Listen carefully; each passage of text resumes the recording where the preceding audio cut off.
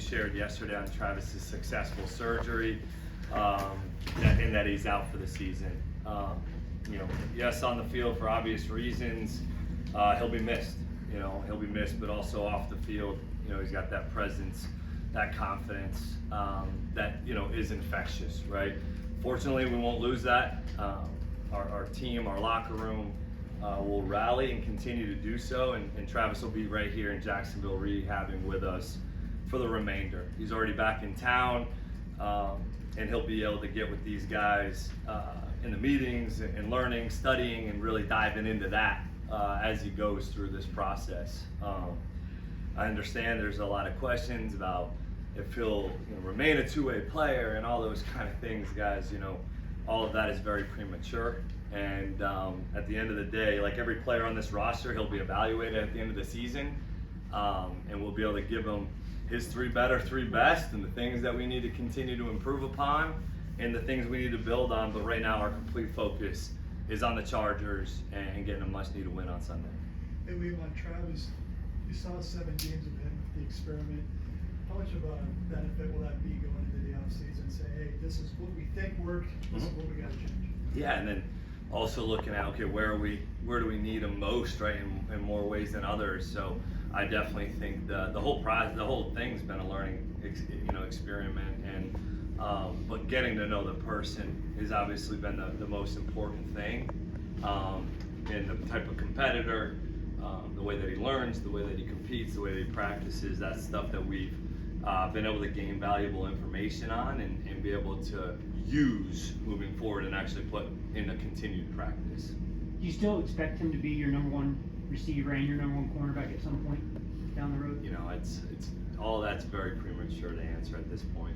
You have a lot of confidence in the makeup, the person, the competitor, the athlete, the talent. Like I said, so many players have gone through minor setbacks for major comebacks, and that's been a complete message. How's he doing mentally with it? When season's over, it's tough. Yeah, I think it's always that initial shock is I'm sure a challenge, and then he's very fortunate to have a strong support group around him, and got a lot of guys, a lot of people that care about him. So I feel very confident that he will come through on the other side of this thing. Liam, what are you not getting enough of now from Trevor? Is there anything there that you feel like he's not giving me enough of this? No, I think Trevor and I had a good conversation yesterday in terms of just hey man, cut it loose and let it rip. When we do have some of those opportunities, and hey man, we don't want to turn the ball over, right? We want to turn it over on defense, and we want to keep it on offense, but we can't be thinking about that or trying to play to not make a mistake at all, right? And so the message for Trev in our conversation is to just go cut it loose, let it rip, and see what happens, right? You don't need to be Jordan, point guards, facilitators, distributors. That's what we need, and that's what we talked about yesterday. The Chargers on 3rd down, they're excellent on both sides of the ball. Yeah. 3rd down wise, what stands out when you watch LA in terms of why they're so successful on those downs? Yeah, you look first of all on offense.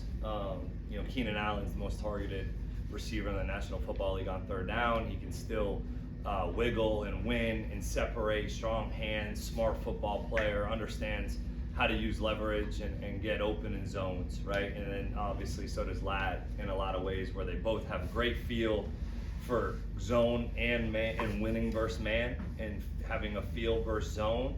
They've done a nice job of mixing ball out plays with also the ability to run the ball on some 3rd downs to be successful, whether it's with the backs or the quarterback, whether it's designed or extending plays. We know when we do get our opportunities at Justin, we have to take advantage of him and get him to the ground. He's a big dude that can, make some plays off schedule. So, and then defensively, I think they're extremely sticks aware from their 2nd to 3rd level of their defense.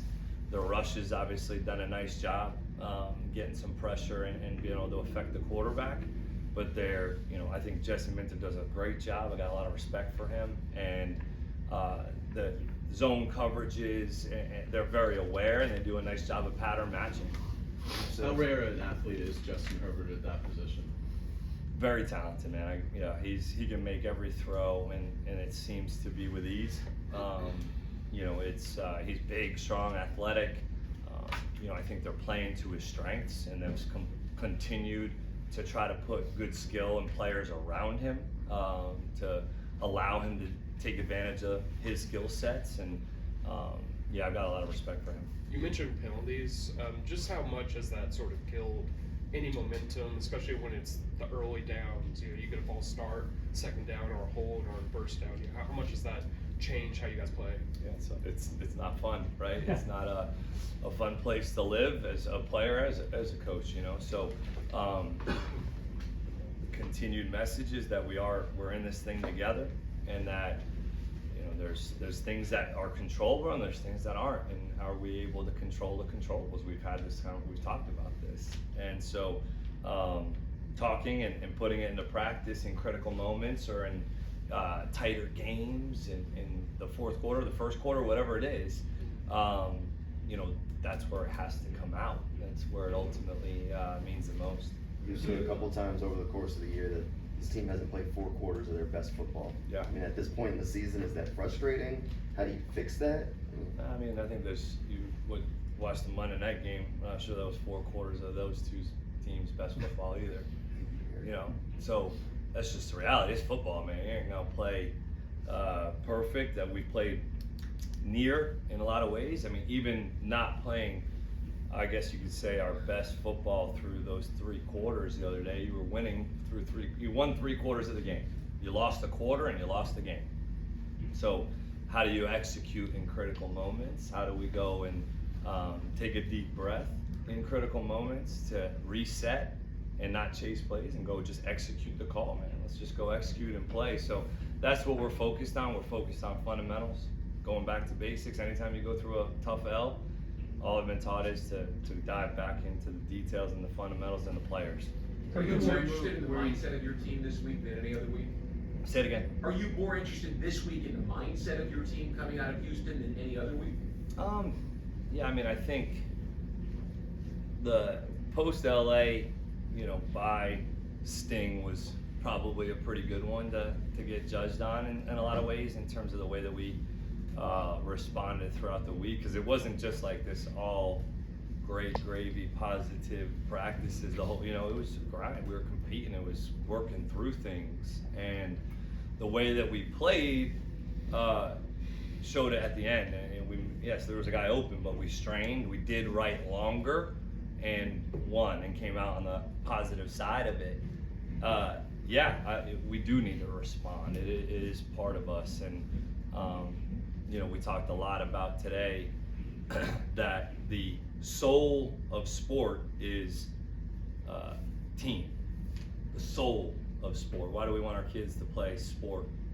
Because of the lessons that it does and provides you as people, as teammates, as men, and that connection is what's going to get us over the hump in those moments, and in a tough time like coming off a loss like Sunday.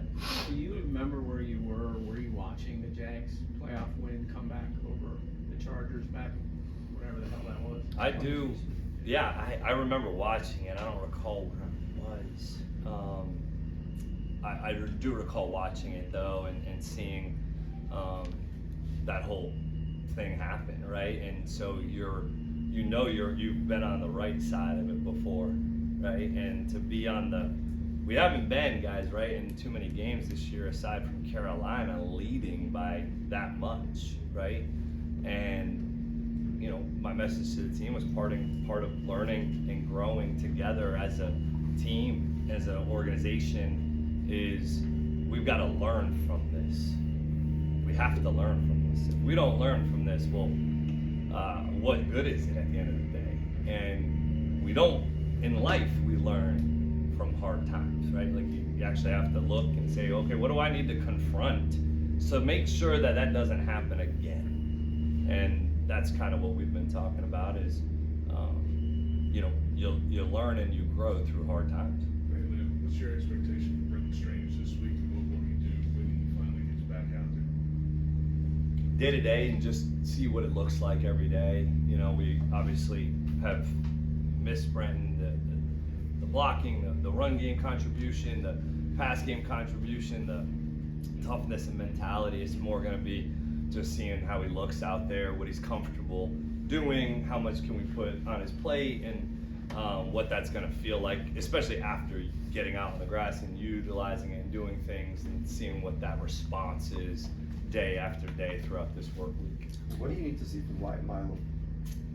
Yeah, I mean, Wyatt is obviously getting him back into it, coming off the injuries there, is trying to get him to feel like he's coming off the rock like he was more so in training camp, and having the confidence to be able to move powerfully at the line of scrimmage and at the second level adjustments, and being able to move and feel confident in those movements. He's practicing his tail off. I never question at all the competitor, the guy that wants to be really good and is doing everything that he's being asked of, and just need to see him take that next step of, man, it's all the movements are looking pain-free. Has Trevor's hesitancy to let it rip, did that show up on tape or in conversation or both? No, just a couple plays, you know what I mean? Like, he made some really good throws too in that game, Sure. And also made some critical plays with his legs. There was just a few plays that ultimately, you want back. And what's causing this to not be executed is really just what it comes down to. And, you always want your players to, man, like, who cares? If it's incomplete, it's incomplete, and who cares, dude? Just cut it loose, let it rip, and that's why you play. That's why you play. So that's more what the conversation was. Trevor's been sacked 5 more times than 3 in the last 4 games. How much of a concern is that for you, and how much is that limiting the offense from getting in with them? Yeah, I think it definitely puts you off schedule for sure. I mean, we knew going into that game that there was going to be some pressure, right? Like, that we weren't going to have a ton more than a hitch or two, right, in the game. And then we had to look at the route depth. Are we holding on to the ball too long, or, man, are we not executing this block to the best of our ability, right? Like, how can we as a group execute protection better, right? And against a good unit, like, that's a challenge. That's a challenge that we have also stepped up to in the past as well. And so they got after us a little bit up front in some ways. We held on to it, maybe got a little deep a few times. Like, that stuff happens, but I do expect us to respond this week, and we also have to continue to have a good plan for these guys to make sure that we're helping them out and putting them in a position to be successful. Pass rush has been a big talking point as of late. How do you evaluate why it's struggling and how you can get it going? Who's that? The pass rush in general. Oh, I is gotcha. a big talking point. Yeah. Look, I think we're seeing a lot of drop back pass, I think, more than anybody else on first and second down, right? There's some of that stuff is quick game, some of it's drop back, but it's like that combination of when the ball's coming out like under 3 seconds, it's like that 2.5, 2.7 range.